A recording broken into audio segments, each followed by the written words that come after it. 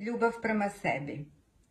Ako upitate ljude da li voliš sebe, najveći broj njih će reći da, naravno da volim sebe, kakvo je to pitanje. Ali da li je to zaista tako? Mnogi povezuju ljubav prema sebi sa nekom sebičnošću, sa egocentrizmom, kao sad sam ja na prvom mestu, drugi su ispod. Nema to veze sa ljubavlju prema sebi. Nije to ja sad volim sebe više nego druge ili sada ću staviti sebe na prvo mesto, a druge ću staviti tamo negde pozadi. Ne radi se ovdje o ili. Ako želiš da budeš spreman, zaista spremna za ljubav u smislu emotivne veze, neophodno je da prvo poradiš na tome i da zaista još više zavoliš sebe.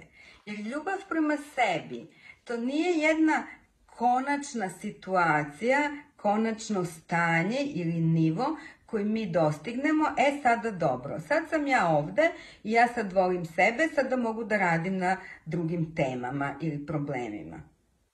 Ljubav prema sebi je nešto što se razvija dok smo u ovom telu. Ljubav prema sebi može u svakom momentu da bude manja ili veća.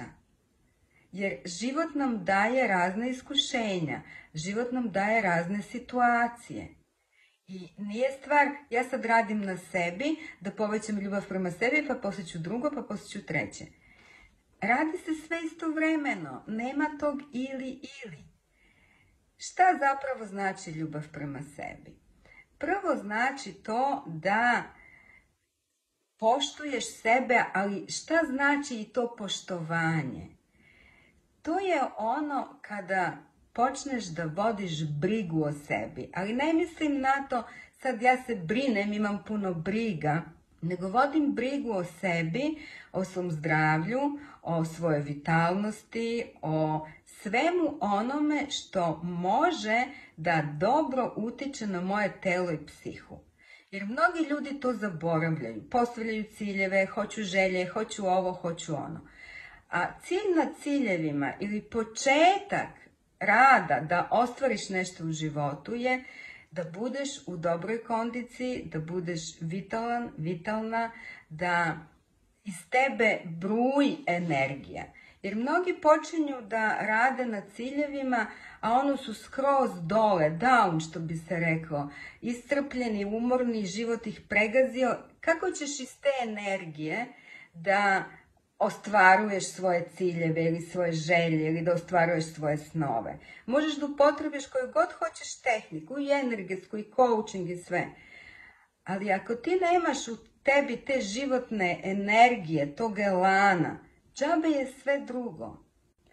Zato je prvi korak i onaj najvažniji korak u ljubavi prema sebi, pazite, sad ovo što ću vam reći ste čuli 1000 puta, ali čim ovo gledate, trebate da čujete bar još jednom, ako ne i sljedećih 1000 puta.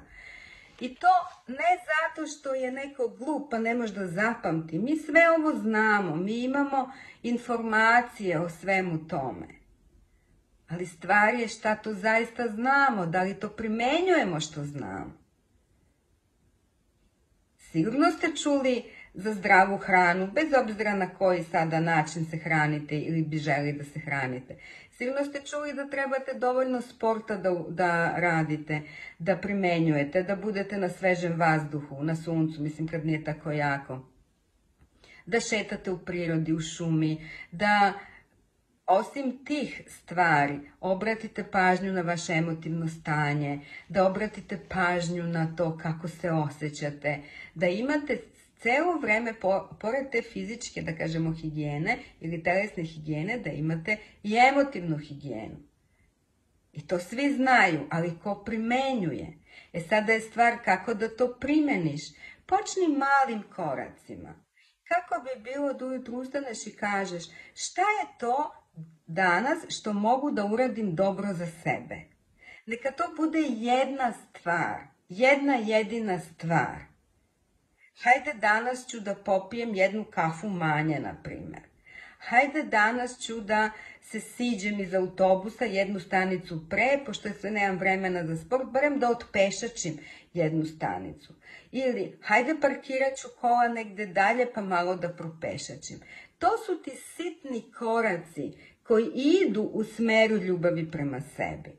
Jer oni koji kažu, pa da, ja volim sebe, a žive u brakovima koji ne funkcionišu, u emotivnim vezama koje su ovako i onako, rade poslove koje ne vole, pa za koje su još i malo plaćeni. Jer je to ljubav prema sebi. Ljubav prema sebi je ta briga za sebe. Počneš sa malim koracima, kao što sam rekla, i polako počneš da uvodiš u svoj plan, u svoj svakodnevni plan, barem po jednu malu aktivnost koja će doprineti tome da imaš više energije, više elana. Da li ćeš da počneš malo da trčiš, da li ćeš sa nekim vežbama, da li ćeš šta god da počneš.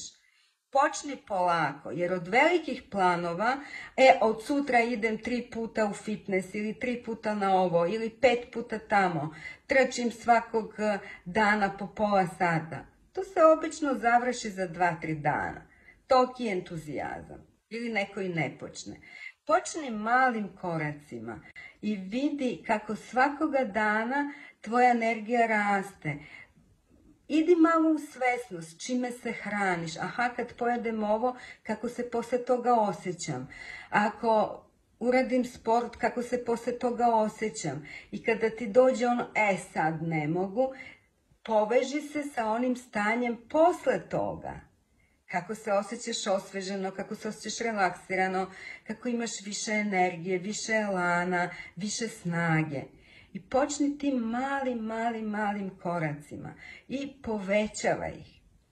Pored toga, počni sa emocionalnom higijenom. Emocionalna higijena se radi tako što sebe upitaš kako se osjećam. Kako se osjećam sada u ovoj situaciji, dok razgovaram sa tim i tim. Kako se osjećam dok razgovaram sa mojom prijateljicom? Kako se osjećam dok razgovaram sa mojom majkom ili sa mojim mužem ili sa mojim verenikom, sa mojim dečkom? Kako se osjećam dok razgovaram s mojim detetom? To je toliko jednostavno, a toliko teško pitanje. Ja radim već 25 godina sa klijentima i sa grupama. I verujte da mnogi, kada pitam kako se osjećaš, pa dobro, ne znam. Jer nas nisu učili, sada bez da bacamo krivicu na one što su nas učili, vaspitavali, kako su njih vaspitavali, oni nas, želeli su sve najbolje. Ali tu ne mora da bude kraj priče. Kako se osjećam je jedno od najznačajnijih pitanja. Jer kako se osjećam povlači drugo pitanje. Koliko sam ja zaista u istini sa samom sobom? Koliko sam ja zaista u istini sa životom? To je ljubav prema sebi. Imati jasnoću i imati svoju istinu. Ok, ne moram sada odmah sve da menjam. Sad ću brak, sad ću posao, sad ću ovo, sad ću ono. Toga obično nema ništa. Ne idi odmah na menjanje. Ne idi odmah na, sad to trebam da uradim. Uđi prvo u sebe i vidi gde se osjećaš i kako se osjećaš. U kojim situacijama se kako osjećaš. I upitaj sebe kako da se u ovoj situaciji osjećam bolje. Šta trebam da uradim da bih se osjećao ili osjećala bolje. Idi polako, to je ta nežnost prema sebi, ne ta bahatost. Vidi ovo, gledalo se, vidi kakva sam, vidi ovi područnici, vidi ovo, vidi Bore, ovo, ono. Sve to je energija koju upućuješ sebi. Ide polako, počni, ujutru se pogledaj u gledalo, kaži, jao, vidi ove divne oči, jao, vidi ovaj divan lik. Mali koraci. I onda ideš dalje.